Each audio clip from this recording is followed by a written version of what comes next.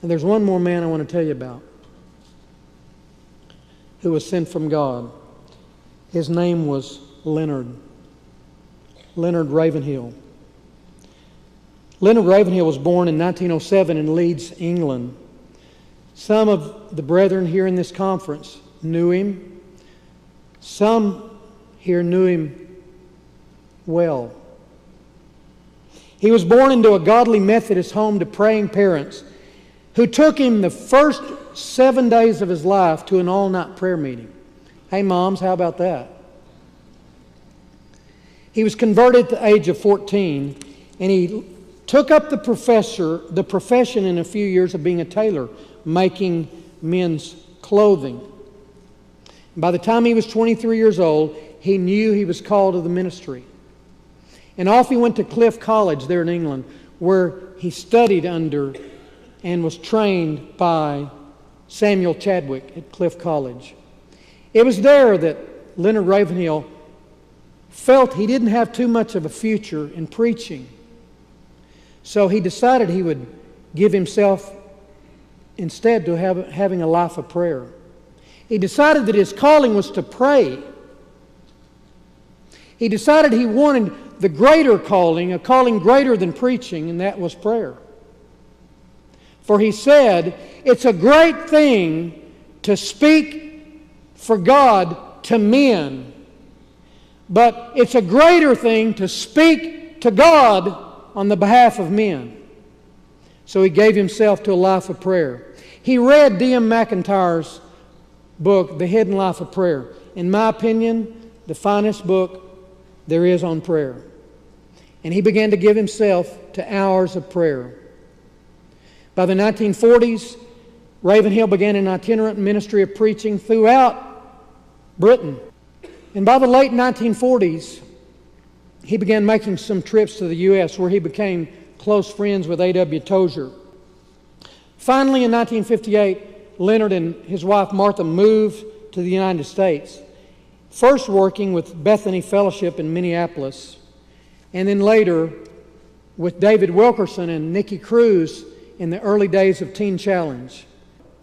He was an anointed preacher and prophet. He was primarily a man of prayer. The Ravenhills moved to Texas in 1975 near San Antonio, from which base he traveled widely preaching.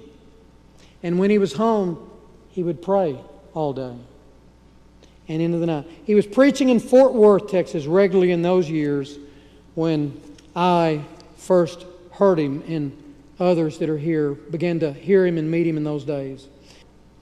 And after he had moved to East Texas, we would call and say, could we come down and see you and talk to you? He'd always say the same thing, just immediately. I can give you 1 hour. Yes, sir. That'd be great. And he'd tell us when to come. But the hour would always turn to 2 or 3, and you couldn't get him to stop. He loved to talk about the deep things of God. He loved to talk about prayer and praying men. And he preached fearlessly. I remember one night in 1978, and my friend Al Whittinghill, who's here, Al's church in Fort Worth, James Avenue Baptist, Leonard was there for meetings. And one night, when the song service is over, Leonard walks to the pulpit and he says this, "You boys in the back, since you've come in, all you've done is laugh and talk and comb your hair and fool around in God's house. How you dare do it, I don't know. But don't you say another word while this meeting's on."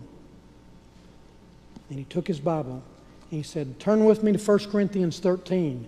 I'm going to preach on love." And he did. And the Spirit of God moved that night, and those boys came in tears, broken, in repentance, and asked his forgiveness and began to seek the Lord. Let me mention some of his words. Our God, he says, is a consuming fire. he consumes pride and lust and materialism and all other sin. He said there's only two kinds of people, those that are dead in sin and those that are dead to sin. He said the only time you can truly say that Christ is all you need is when Christ is all you have.